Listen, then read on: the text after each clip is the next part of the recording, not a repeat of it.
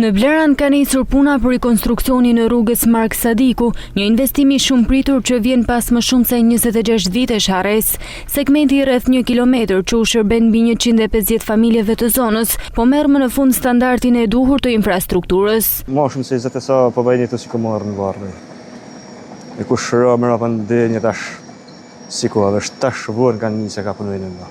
S'kan pas ka dalin për lloçet e për zona dhe si kanë rruga gushtë një shto. Më mirë si ka shtruar se sa me po shtruar.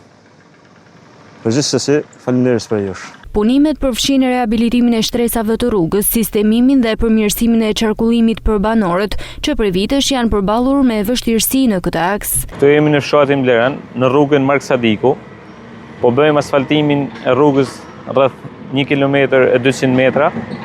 Është rrugë që shërben rreth 150 familjeve në këtë zonë. Punimet po ecin mirë, bashkia na është ofruar në ndihmë, edhe banorët janë shumë gëzuar për punimet që jemi duke kryer.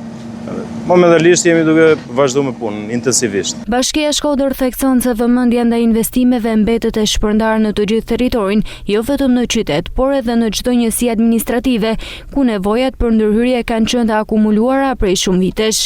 Ky projekt shënon një tjetër hap përpara drejt përmirësimit të infrastrukturës dhe rritjes së cilësisë së jetës për banorët e kësaj zone.